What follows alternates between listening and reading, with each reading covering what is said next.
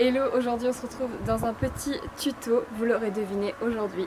On va parler de mon minibar. Ça fait très longtemps qu'on parle de faire ce tuto, qu'on échange sur les réseaux sociaux à ce sujet-là, que vous me la demandez. Et donc voici aujourd'hui la vidéo tuto de mon minibar.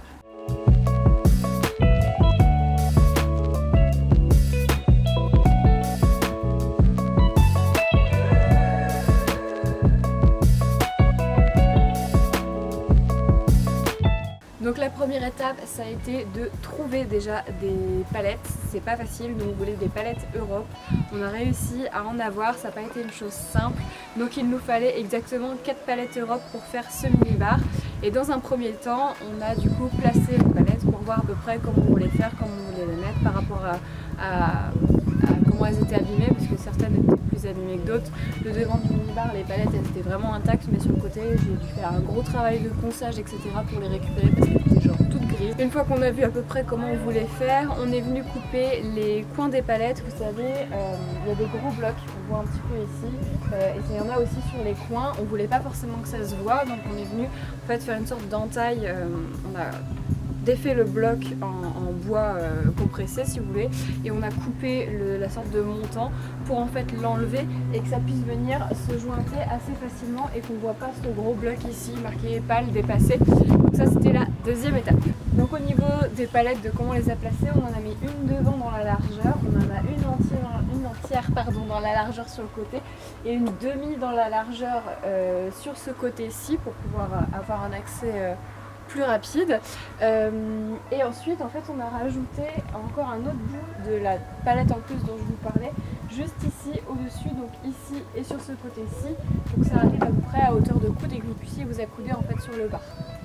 Donc ensuite on a tout assemblé avec des très grandes vis, c'était des grandes vis de 15 cm, donc on les a utilisées juste sur les côtés ici en fait pour assembler dans un premier temps sur les côtés. Donc la visserie c'est vraiment ce qui nous a coûté le plus cher. En tout en fourniture on en a eu pour 50 € et les palettes on nous les a données, donc on les a pas payées, mais en fourniture on en a eu pour 50 € de visserie et de comment dire ça, de planches, c'est du pain. En tout on a eu pour 50 €. Donc les plans de travail ils sont fixés dans les gros montants en bois qu'on voit en fait, vous les voyez pas. Ici c'est la même chose, mais en fait c'est un gros montant, vous savez, qui passe comme ça et les palettes elles sont toutes assemblées dedans. Le plan de travail est fixé dessus, pareil avec des vis qui vont un petit peu moins bas, il y a moins besoin d'aller loin.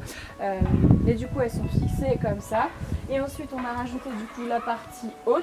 Et celles-ci elles sont fixées avec des vis vraiment très grandes qui font vraiment cette taille là. Donc c'est celle-là qui coûtait extrêmement cher à utiliser et elles viennent traverser tout notre plan de travail. Donc une fois qu'on a vissé cette partie haute du plan de travail, on est venu fixer le plan de travail du dessus.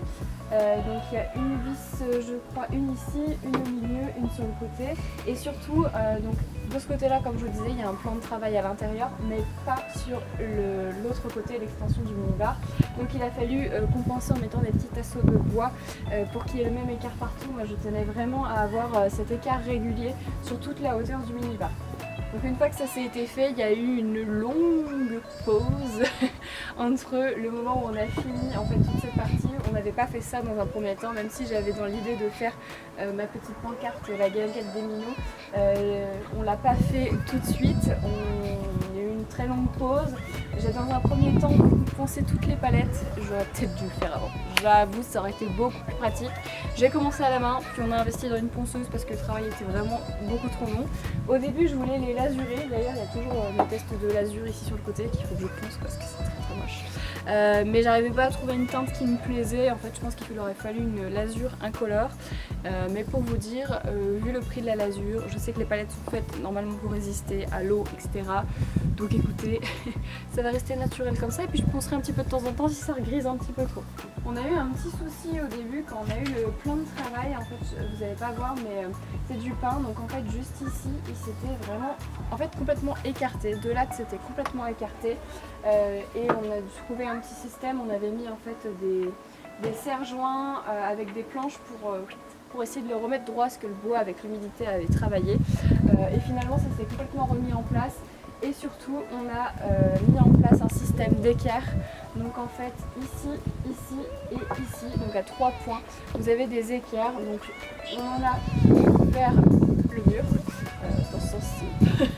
Et on en a aussi qui vont dans l'autre sens, juste vers nous, mais qui ne sont pas fixées juste en dessous ici. En fait elles sont fixées derrière et elles passent sous le plan de travail pour venir le soutenir des deux côtés. Et en fait ça lui permet de ne plus travailler autant qu'il travaillait et de rester bien fixe, et il est hyper stable. Et donc par contre pour l'autre plan de travail, le plus grand dont je vous parlais, on a mis des très grandes équerres pour le soutenir parce que pareil il est en train de s'affaisser. Donc on a mis des très grandes équerres, on les voit pas en fait parce qu'elles sont appuyées juste ici au niveau de ce montant là, et juste en dessous elles sont noires, c'est de l'acier galvanisé si je vous dis pas de bêtises, donc ça résiste à l'humidité et à la pluie, et comme ça maintenant il bouge plus et on est tranquille.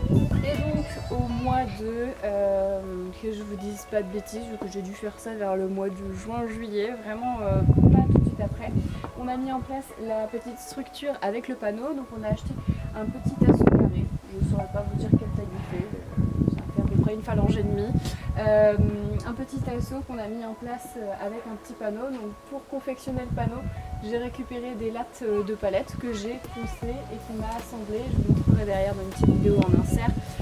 Juste derrière en fait il y a tout un petit système de morceaux de bois en fait pour tenir le panneau maintenu. Et ensuite je suis venue avec de la peinture, normalement c'est de la peinture faite pour aller à l'extérieur. J'ai pris un pinceau tout simplement et je suis venue tracer mon texte que j'avais dessiné préalablement au crayon de bois, donc la guinguette des Minots. Pour fixer le panneau en bois, on a d'abord fixé les tasseaux sur le panneau en bois et ensuite on est venu passer des vis par le dessous pour fixer le tasseau sur le plan de travail. Et après juste derrière, comme vous pouvez le voir ou pas, je sais pas si ça se voit, peut-être plus de ce côté là, si je bouge ça, hop, on a une sorte de petit pied en fait qui repart vers l'arrière pour bien le soutenir et qu'il bouge pas. Alors il bouge un petit peu, mais j'ai envie de vous dire c'est naturel et c'est normal, sinon s'il y avait trop de résistance ça casserait. Donc voilà, c'est pour ça qu'il bouge un petit peu. Et donc voilà, on a fait le tour de ce petit tuto mini bar. J'espère que ça vous aura plu, que ça vous aura inspiré, donné envie d'en faire un vous aussi. Moi j'adore l'avoir. Je mets un petit peu de déco dessus. Bon là mon eucalyptus il a un petit coup de 12 mais bon c'est pas grave. Il va revenir. Mais donc voilà, personnellement je l'adore. Je trouve ça super sympa quand il y a du monde. Voilà, on met des plats derrière, tout ce qui est pour l'apéro, les boissons, etc. Et voilà, il est pile à la bonne hauteur en fait pour couper ici. Il est pile à la bonne hauteur pour s'appuyer. Vraiment il est idéal. Je l'aime trop. Mais donc voilà, j'espère que cette vidéo en tout cas vous aura plu. Si vous avez des questions, n'hésitez pas à les poser juste en dessous dans les commentaires. Je serai très heureuse de vous y répondre. Et puis voilà, à très bientôt pour une prochaine vidéo. Bye!